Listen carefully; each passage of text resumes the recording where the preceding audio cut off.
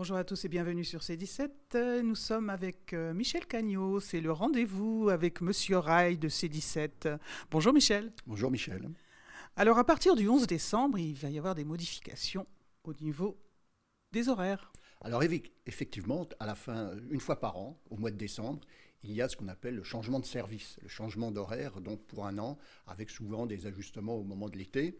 Alors on va faire un peu, est-ce qu'il y a des changements? Parce qu'en fait, ça soulève toujours un immense espoir de ceux qui ont l'habitude de prendre le train et qui se disent un changement de service, donc où sont les améliorations apportées? Alors on va passer un peu en revue, on va commencer par les trains du quotidien. Et alors, si on regarde, bon, les trains du quotidien à La Rochelle, c'est les gens qui prennent par exemple le train tous les jours à la Jarry, à Aigrefeuille pour aller à La Rochelle. Eh bien, ceux-là, pas de changement, hein. Il y a 7 allées au départ de La Rochelle, 8 qui vont vers La Rochelle, avec des trous de 4h30 le matin pour aller à La Rochelle, d'Aigrefeuille ou de la Jarry. Donc, c'est pas vraiment, c'est le statu quo, hein. Donc, ces gens-là, ils ont maintenant l'espoir que peut-être un jour ça changera au prochain service, dans un an. Ce qu'il y a, c'est que là aussi, c'est une ligne qui est tout à fait, on en reviendra là-dessus, pour éligible au train-tram, c'est-à-dire une ligne qui ferait sur Gers, La Rochelle, La Palisse. Donc on reviendra là-dessus. Après, deuxième train du quotidien, c'est Angoulins. Alors, tout ce qui est Angoulins, Étré, Saint-Laurent-de-la-Prée. Alors, Angoulins vers La Rochelle, il y en a un de plus, c'est-à-dire vers 7h59, qui arrive à 8h08 à La Rochelle. Donc, on passe de 15 à 16 allers-retours pour ces gares, en Étré, Châtelet-Léon, tout ça.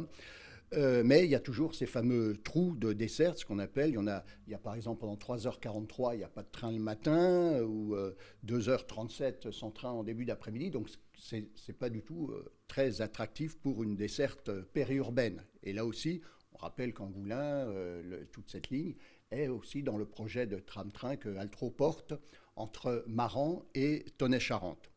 Et La Rochelle-Rochefort, on a 20 à 22 circulations, mais là encore, il y a des trous. Alors pourquoi il y en a plus entre La Rochelle et Rochefort? Parce qu'il y a les intercités en plus qui viennent, et puis des TER qui vont sur Saintes, qui ne s'arrêtent pas dans les gares d'Angoulins, Étré, Saint-Laurent-de-la-Prée. Alors, on va élargir un peu notre cercle et maintenant, et vers Bordeaux, qu'est-ce qui se passe? Vers Bordeaux, rien de neuf non plus sous le soleil, hein. C'est un peu, il y a 10 Bordeaux-La Rochelle, 8 La Rochelle-Bordeaux. À noter que le meilleur temps de parcours, c'est 2h22 ou 2h24, qui est bien en deçà de ce qu'on faisait en 1975, c'est-à-dire il y a près de 50 ans, on mettait 2h07. Alors pourquoi? Parce qu'il y a encore des travaux à effectuer au sud de Saintes, des travaux qui ne sont pas effectués. Tant qu'ils ne seront pas effectués, il y aura toujours des ralentissements à 60 km/h. Alors au-delà, on peut aller encore un peu plus loin, pousser vers Toulouse. Alors vers Toulouse, on a 7 La Rochelle-Toulouse avec changement à Bordeaux et 6 Toulouse-La Rochelle avec un temps de parcours qui varie entre 4h51 à 5h48. Donc voilà, écoutez, si vous voulez aller à Toulouse, essayez de prendre le train. Alors Poitiers-La Rochelle, une autre ligne qu'on avait évoquée sur C17. Alors là, il y a un changement de taille puisque effectivement, il y a grâce à un TGV le matin qui part de La Rochelle à 10h44 et qui arrive à Poitiers à 12h09, on a finalement vaincu ce trou de 4h30 qui existait. C'est-à-dire, avant, vous vous rappelez, on avait 7h50 le dernier train, et puis après 12h25 le prochain. Il y avait un énorme trou.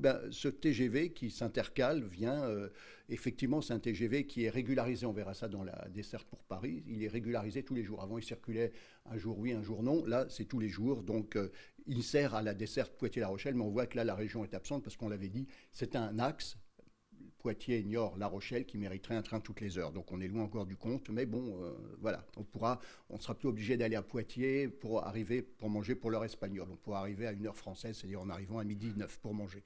La Rochelle-Nantes, 5 allers-retours, ça change pas. Bon, on continue. Après, La Rochelle, Limoges, on y reviendra, on fera un sujet spécial là-dessus, ça le mérite. Après, on a alors La Rochelle-Rennes, si on veut aller plus loin que Nantes, on a 4 allers-retours avec changement à Nantes. Ça nous met de 4h06 à 5h41. Bon, 4h06 c'est acceptable, 5h41 ça commence à faire long, hein, puisqu'en voiture il faut à peu près 3 heures. Et dans l'autre sens, Rennes-La Rochelle, il y a aussi 4 possibilités. Alors une qui est assez intéressante de 3h32, et puis ça va jusqu'à 4h43. Donc voilà. Alors après, on va attaquer bien sûr les TGV, puisqu'il y a les hommes d'affaires, tout ça, ils doivent se dire, et les TGV, qu'est-ce qu'il en est? Les TGV, je le disais, on est sur 7 allers-retours, hein, donc avec ce 10h44 au départ de La Rochelle, qui permet effectivement qui est régularisé tous les jours, alors qu'encore une fois, avant, il ne circulait pas tous les jours. Et dans l'autre sens, il y a 12h19 qui est également, qui permet un retour vers 15h, qui est aussi régularisé tous les jours. Alors, il y a une petite astuce, donc il y a 7 allers-retours, dont un Ouigo. Alors, le Ouigo, c'est le tarif pas cher de la SNCF, qui va circuler le vendredi, lundi, samedi, dimanche. Alors, c'est un petit peu un tour de passe-passe, parce qu'en fait, ce Ouigo, en fait, il remplace un autre TGV qui partait à 15h43 et qui arrivait à 18h23 de Paris, 15h43, 18h23. C'était un Ouigo, donc les lundi, vendredi, samedi, dimanche. Mais s'il remplace un TGV qui partait, qui les autres jours part à 15h43, 18h23. C'est-à-dire que je dis, et dans l'autre sens, il part à 19h25 pour arriver à 22h15 le lundi, samedi, dimanche, vendredi. Et là aussi, il remplace les autres jours, c'est un TGV normal. Alors, qu'est-ce que je veux dire? C'est un tour de passe-passe, c'est-à-dire que le voyageur qui veut son confort, qui veut voyager en première, puisque bon, le Ouigo, c'est un peu spartiate, il faut le dire, mais c'est bien, il y en a qui peuvent ce qui est intéressant, c'est les petits prix que ça pratique. Alors, le tour de passe-passe, c'est qu'effectivement, quelqu'un qui veut voyager en première, ça lui fait sur la journée un TGV de moins. Vous comprenez l'astuce. Et donc, c'eût été bien si, par exemple, ce Ouigo était venu en plus. C'est-à-dire, on maintient l'offre normale, puis on met un Ouigo. Alors, le Ouigo, quand même, je parlais des petits prix. Il faut savoir que les enfants en moins de 12 ans, ils ne payent que 5 €, quelle que soit la date. Et puis là, j'ai regardé. Bon, si on veut partir le 30-12, le 30 décembre, eh bien, ça nous coûtera, pour aller de La Rochelle à Paris, 39 €. Par contre, si on veut y aller le samedi 7 janvier, ça nous coûtera que 16 € pour aller à Paris. Donc, on voit bien, Ouigo, c'est ça qui est intéressant, c'est les petits prix. Mais encore une fois, c'est un tour de passe-passe, parce qu'en fait, pour la clientèle, on va dire, habituée à un certain confort et tout ça, eh bien, ça fait un TGV de moins. C'est ça. Mais finalement, Michel, toutes ces modifications vont-elles apporter une nouvelle clientèle? Alors, je vais dire tout de suite, sur le périurbain, non, parce qu'on voit, il n'y a qu'à voir, regardez, on voit bien déjà qu'il n'y a pas d'évolution, et on voit bien surtout les files de voitures.